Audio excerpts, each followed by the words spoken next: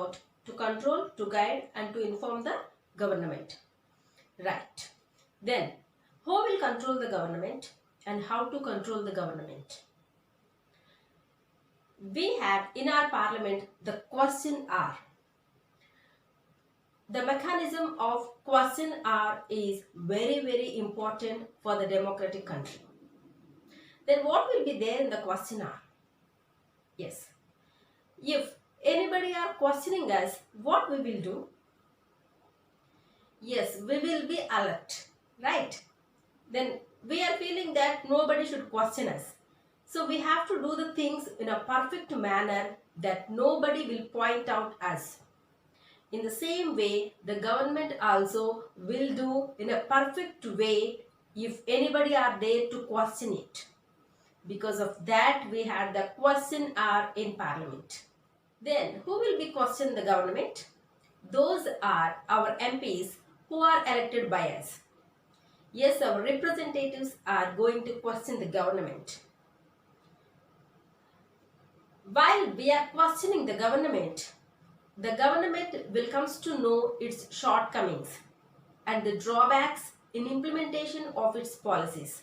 So, by the questioning of the government, we have two important things.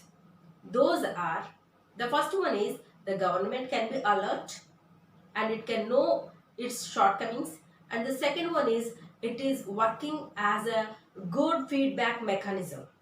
That is, the government can able to know the opinion of the people by the representatives. Yes, and in the question hour, the opposition party plays a crucial role.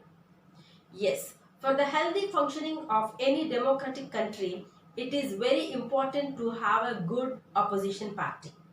So, opposition party people are playing a crucial role while asking the questions to the government. Yes. Another way to control the government is the budget issues. Means the financial matters of the India has to approved by the Parliament of India. Yes, every year the government will release the budget for the country. So this budget bill has to approve by the Parliament where all the MPs are seated. Yes, so with these two weapons we can control the things of the government. And one more important role of the Parliament is making laws. Making laws is very important and applicable to all the country people. We know that making law in the Parliament is very crucial, and we will learn much about these making laws in the Parliament in the next chapters. Now, we are in the last concept of our lesson, why do we need a Parliament? That is, who are the people in Parliament? Yes, nowadays the people from all over the India, including the tribal areas, the people are stood in the elections and they won the seats of MPs. So many different backgrounds people are coming to the Parliament. And if you observe the voter turnover from the first Lok Sabha elections to till dated, the turnover rate is increased. Of course, it is not in the good amount, but somehow we find the increment of the voter turnover in the elections. So because of the participation of the more number of the people and because of the candidates coming from the tribal area, we can observe different types of the people in Parliament.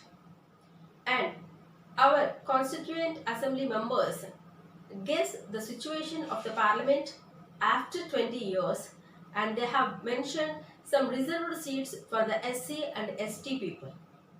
Why they have reserved the seats? Can you have any idea? Yes, if the candidates comes from the SC/ST background or Dalit background, they can have the better chances to understand such kinds of people. So they can do their best to that people if they won in the elections.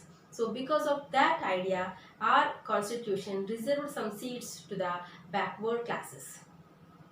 So the next one is women participation in Parliament. The percentage of women participation in our parliament is very less when compared to the outside population of the women. 60 years ago, we have 4% of the women in the parliament. And now also we have only 11% of the women in parliament, where outside women population is 50% of the country's population. So 11% is a very less number when compared to the original population of the women. So we need to ask more reservation for women. So the things are going on even though we are not getting the solution for some problems in our democratic country. That's why sometimes there is a question arises that whether India is totally democratic country. Can we call it as democratic country? Why? Because many questions are in pending and the answers are still not coming from the government. In order to prove that India is a perfect democratic country, it has to improve the strength of the people's questioning. So, the people's strength will reveal in asking the questions and getting the answers from the government. Yes, and this is the faith and this is the belief that people keep on democratic country. So, getting answers from the government for many unresolved questions is proving that India is democratic country. Thank you. The hydrocarbon exploration projects from environmental clearances. So I'd like to find out from the minister that how many of these hydrocarbon wells currently operational in Kaveri Basin, which is the rice bowl of Tamil Nadu, have environmental clearances. And I'd like to also ask the minister that how many of the abandoned well sites have been decommissioned and restored as per law. It is a very important problem in Tamil Nadu and it can completely ruin agriculture in the state. Very good. Tamil Nadu MPs from all sides met me. We discussed in details. And thereafter, I made it very clear, and again in the answer also, I have made it clear that we have not done away with environmental clearance. One minute, let me explain. We have not done away with Water and Air Act. We have not exempted the provisions of these acts. What we have done is, file used to come to Delhi. We have now delegated my power to the states. You should welcome it. Here, observe the exercises in page number 41. Observe the second question. In this 2004 map of parliamentary constituencies alongside, roughly identify the constituencies in your state. So, Andhra Pradesh state has 25 Lok Sabha constituencies, means parliament constituencies. And the next question is, what is the name of the MP from your constituency? So I am taking here as Kakinada constituency and going to answer this question. So from the Kakinada constituency, we have Vanga Geeta Vishwanath as our MP. The next question is, how many MPs does your state have? As our state has 25 parliamentary constituencies, our state had 25 MPs, Member of Parliament. So, in that 25 MPs, majority of the MPs belongs to YSRCP, means 22 MPs belongs to YSRCP, remaining 3 MPs belongs to other regional parties. The next question is, why are certain constituencies colored green while other are colored blue? If you observe in this map, some constituencies are colored green, some are blue. So here they have given the information also. The blue color areas are reserved for the SC candidates and the green color areas are reserved for the ST candidates. So according to our Indian constitution, they allotted some seats to the SC and ST candidates. So this question is solved. And the next question, that is the third one in your textbook.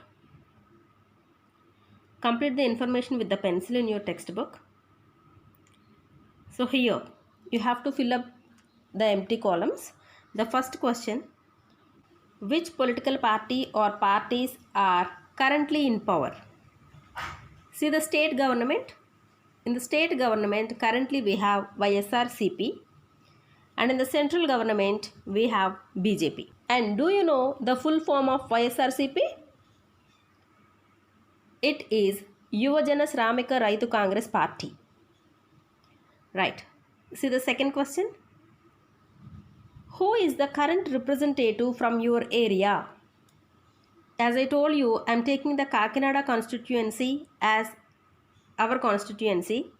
So from the Kakinada constituency, we have our representative Vanga Geeta Vishwanath.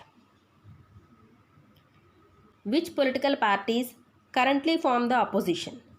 In the state government, the current opposition party is Telugu Desam Party, that is TDP. And in the central government, there is no official opposition for our central government.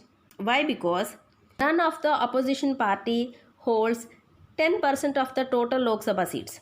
That's why there is no official opposition party currently in India. And the next question is, when were elections last held? Last elections held in 2019 between April to May. And the central government also the same case. The last elections held in 2019 between April to May. And the next question is, when will the next elections be held? So probably the next elections will held in 2024 May, both in state and central. The last question is, how many women representatives are there from your state? From Andhra Pradesh state, we have 4 women representatives. You can write the number over there.